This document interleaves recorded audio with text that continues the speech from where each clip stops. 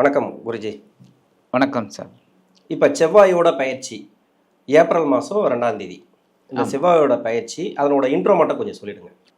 ஆன்மீகம் ப்ளஸ் நேயர்கள் எல்லாருக்கும் ஜோதிட குருஜியின் இனிய வணக்கங்கள், வாழ்த்துக்கள். இந்த காணொலியில் நம்ம பார்க்க போகிறது செவ்வாய் பகவானின் பயிற்சி. நீங்கள் சொன்ன மாதிரி 2 ஏப்ரல்லேருந்து 11/5/2026 வரைக்கும் இருக்குது. கிட்டத்தட்ட 40 நாட்கள் இந்த செவ்வாய் பகவான் மீன ராசியில் சஞ்சாரம் பண்ண போகிறார். மீன ராசி நீர் ராசி, நீர் ராசியில் இந்த நெருப்பு கிரகம் ஒரு செவ்வாய் அங்கே சஞ்சாரம் பண்ண போகிறார். கூடவே சனி பகவான் அங்கேயே இருக்கார். ஸோ சனி பகவானோட இந்த செவ்வாய் சேர்ந்துட்டு 40 நாட்கள் அங்கே இருக்க போகிறார். இந்த சனி பகவான் செவ்வாய் பகவான் அப்படின்னாலே உங்களுக்கே தெரியும், செவ்வாய் கொஞ்சம் வேகம் ஜாஸ்தி, ஆனால் அதே சனி மந்தம். ஸோ இந்த கான்ட்ராவர்சி தான் எல்லா இடத்துலையுமே கொஞ்சம் ப்ளஸ் ஆர் மைனஸை கொடுக்கும்.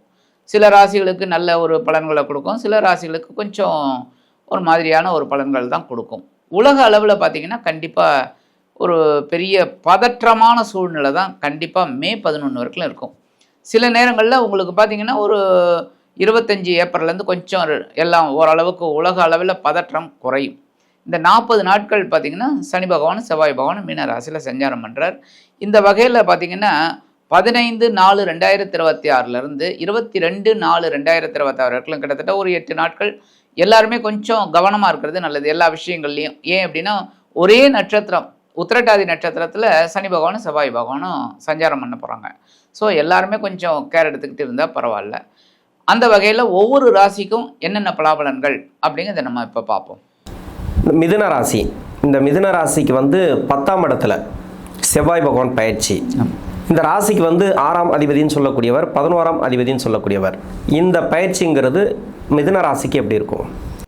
மிதுன ராசி அப்படிங்கும்போதே அவங்க சாதாரணமாகவே ரொம்ப அலட்டிக்க மாட்டாங்க, சாதாரணமாக இருப்பாங்க. அதே சமயம் இந்த பகைருண ரோகாதிபதி லாபாதிபதி கர்மஸ்தானத்துக்கு வர்றார்.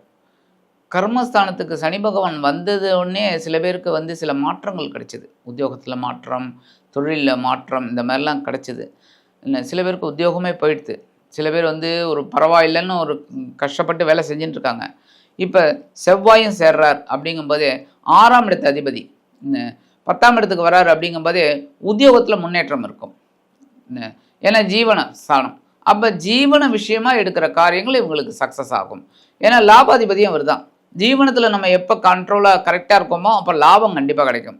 ஸோ ஜீவனம் நல்லபடியாக அமையும் இவங்களுக்கு. மிதுன ராசியில் படிக்கிற மாணவர்கள் இருக்காங்க இல்லையா, அதாவது 16 வயசுலேருந்து 22 வயசு வரைக்கும் இதுக்குள்ளே இருக்கிறவங்க, மேல் படிப்புன்றது 22 வயசுக்கு மேலே நிறைய படிக்கிறாங்க. இப்போ இதுக்குள்ளே இருக்கிறவங்களுக்கு இந்த செவ்வாயோட பயிற்சி ஒரு நல்ல மாற்றத்தை கொடுக்குமா? ஏன்னா ஒரு சில பேருக்கு தசாபுத்தி பாதிப்புகள் இருக்குது. இப்போ அந்த வயசுக்கு ஏற்ற மாதிரி தசாபுத்தின்றது சரியில்லாமல் இருந்தால் படிப்பில் ஒரு சில தோய்வுகளை பார்த்துருக்காங்க. அவங்களுக்கெல்லாம் ஒரு நல்ல ஒரு மாற்றத்தை ஏற்படுத்துமா? ஏன்னா 10ஆம் இடத்துல தான் வராது. இப்போ மறைவு ஸ்தானத்துலலாம் இருக்கு இல்லை செவ்வாய், இது சனியோட குருவோடைய வீட்டில் வேற, இது ஏதாவது ஒரு மாற்றத்தை கொடுக்குமா? கண்டிப்பாக படிக்கிற குழந்தைகளுக்கு ஒரு முன்னேற்றம் கிடைக்கிறதுக்கு வாய்ப்பு இருக்குது. ஆனாலும் இவங்களுக்கு இந்த சனியோட பார்வை விரையராசியில் விழுது, செவ்வாயோட பார்வை ஜென்ம ராசியில் விழுது. ஸோ கொஞ்சம் கோபத்தை குறைஞ்சிக்கிட்டு படிக்கிறதில் கான்சன்ட்ரேட் பண்ணணும் ஃபஸ்ட்டு. ஆனால் செவ்வாய் 10ஆம் இடத்துக்கு வந்தோடனே கண்டிப்பாக 10ஆம் இடம்ங்கிறது உத்தியோகம், தொழில், வியாபாரம், ஜீவனம் விருத்தி அடைகிறதுக்கு முக்கியமாக முதல்ல கல்வி தான் வேணும். ஸோ படிக்கிற குழந்தைகளுக்கு நல்ல படிப்பு வரும். வெளிநாடு போய் படிக்கணும், வெளியூர் போய் படிக்கணும், அந்த குழந்தைகளுக்கெல்லாம் நல்லபடியான ஒரு முன்னேற்றம் கிடைக்கும். இப்போ மிதுன ராசிக்காரங்களுக்கு பெண்களுக்கு சரி ஆண்களுக்கு சரி இப்போ பொருளாதார ரீதியாக அப்படி இருக்கும். பொருளாதார முன்னேற்றம் ஏதாவது ஒரு வகையில் கிடைக்குமா? ஏன்னா அவங்களுக்கு அடுத்தடுத்து வரக்கூடிய தசைகள் பார்த்தீங்கன்னாக்கா குரு தசை இல்லைனா சனி தசை, புதன் தசையில் கூட போய் ஒரு சில பேர் லாக் ஆகியிருக்காங்க. இவங்களுக்கெல்லாம் அந்த வயசுக்கு ஏற்ற மாதிரி இந்த தசா புத்தி ஒரு சில பேருக்கு சரியில்லைனாக்கா கடன் பிரச்சனைகள் கொடுத்துருக்கு. இப்போ ஏதாவது ஒரு பொருளாதாரங்கிறது வந்தால் தான், பண வரவு வந்தால் தான் உங்களுக்கு ஏதாவது கடன் கொடுக்க முடியும், பொருளாதாரம் ஏதோ ஒரு வளர்ச்சி அடைய முடியும். இப்போ பொருளாதார ரீதியாக எப்படி இருக்கும்? ஏதாவது ஒரு வருமானத்தையாவது கொடுக்குமா? இப்போ இந்த செவ்வாய் பயிற்சி அப்படிங்கும்போது பொருளாதார ரீதியாக அவங்க கொஞ்சம் கடுமையாக போராடுற மாதிரி தான் இருக்கும். ஏன்னா சனியோடு சேர்றார் அப்படிங்கும்போதே கொஞ்சம் பொறுமையாக வேலை செஞ்சு அதற்குண்டான இது பண்ணினா கூட இவங்க கொஞ்சம் போராடி வெற்றி அடையக்கூடிய வகையில் தான் இந்த 40 நாட்களும் இருக்கும். இருந்தாலும் சில நாட்கள் அந்த பாகைகள் மாறும்போது ஓரளவுக்கு உங்களுக்கு கொஞ்சம் இதாக இருக்கும், ஓரளவுக்கு ஃபேவரபுளாக மாறத்துக்கு வாய்ப்பு இருக்குது. இருந்தாலும் கவனமாக தான் இருக்கணும், ஏன்னா பொருளாதாரம் கொஞ்சம் நெருக்கடியை தான் கொடுக்கும். அப்போ இந்த நம்ம செலவுகளை கரெக்ட் பண்ணிக்கணும். ரெண்டாவது என்ன பண்ணினா கரெக்டாக இருக்கும் அப்படிங்கிறத இவங்க டிசைட் பண்ணிக்கணும். திருமணம் ஆகாத இருக்கிறவங்களுக்கு இருக்காங்க இல்லையா, அவங்களுக்கும் திருமணம் ஆனவர்களுக்கும் இது என்ன மாதிரியான பலன்களை கொடுக்கும்? திருமணம் ஆனவர்களுக்கு கண்டிப்பாக குழந்தை பாக்கியம் கிடைக்கும். முக்கியமாக ஏன் அப்படின்னா குரு வந்து 5ஆம் பார்வை 5ஆம் இடத்தை பார்க்குறாரு. ஸோ குழந்தை பாக்கியம் கிடைச்சிடும். திருமணம் ஆகாதவர்களுக்கு திருமண யோகம் உண்டாயிடும். ஏன் அப்படின்னா 7ஆம் பார்வையாக பார்த்துனார், கலத்திரத்தை ஏற்படுத்தி கொடுப்பார். அப்போ ஓரளவுக்கு இவங்களுக்கு இந்த திருமணமானவர்களுக்கு குழந்தை பாக்கியம், திருமணம் ஆகாதவர்களுக்கு திருமண யோகம் கண்டிப்பாக உண்டாகிறதுக்கு வாய்ப்பு நிறைய இருக்குது. குருவோட இதனால செவ்வாய் 10ஆம் இடத்துல இருக்கார் அப்படிங்கும்போது கொஞ்சம் பரபரப்பாக நல்ல விதமாக நடக்கிறதுக்கு வாய்ப்பு இருக்குது. பொதுவாகவே இப்போ திருமண வாழ்க்கையில் நிறைய பேருக்கு பிரச்சனை, அது ஒன்று. இன்னொன்று வந்து எவ்வளோ முயற்சி பண்ணாலும் திருமணம் ஆகாத ஒரு சில பேரும் இருக்காங்க.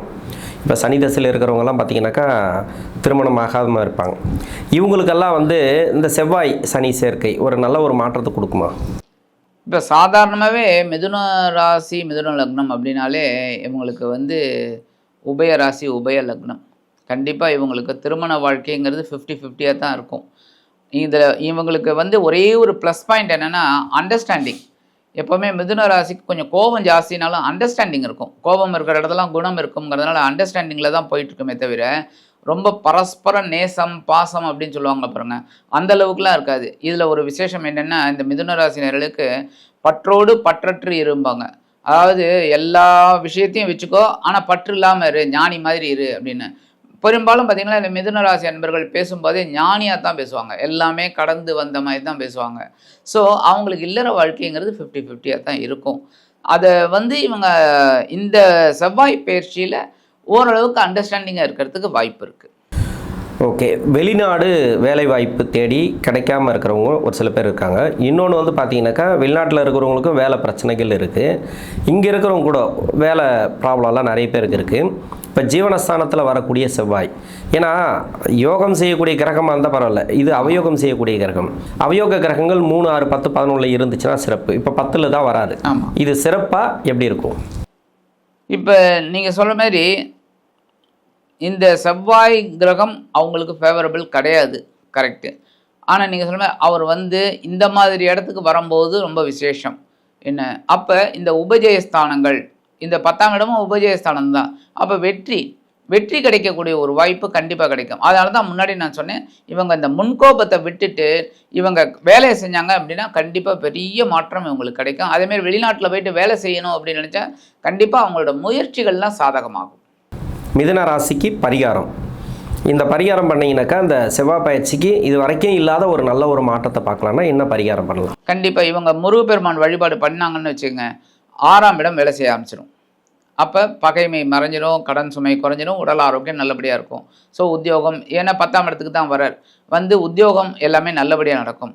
அதேமாரி பைரவரை வழிபாடு பண்ணுறது ரொம்ப ரொம்ப விசேஷம். ஏன்னா பைரவர், கால பைரவர் வந்து சனீஸ்வர பகவானுக்கு குரு. அதனால் இந்த சனீஸ்வர பகவானோட குருவை நம்ம வழிபாடு பண்ணோம்னா சனி பகவானில் இருக்கக்கூடிய ஒரு தாக்கம் கண்டிப்பாக குறையும். அதனால் காலபைரவரை வழிபாடு பண்ணுறது, இந்த தேய்பிரி அஷ்டமி இதிலெல்லாம் வழிபாடு பண்ணுறது ரொம்ப ரொம்ப விசேஷம். மிளகு தீபம் போடுறது இதெல்லாம். ஆக இந்த 2 சின்ன பரிகாரம் பண்ணாலே போகிறோம். முருகப்பெருமான் வழிபாடு, காலபைரவர் வழிபாடு, இது பண்ணினாலே இந்த மிதுன ராசி நேயர்களுக்கு இந்த செவ்வாய் பகவான் சனீஸ்வர பகவானோட சேர்ந்து 40 நாட்கள் மீனராசியில் இருந்தால் கூட ஒரு அற்புதமான ஒரு முன்னேற்றத்தை கண்டிப்பாக கொடுப்பார் என்று கூறி விடைபெறுகிறேன். நன்றி, வணக்கம். நன்றி.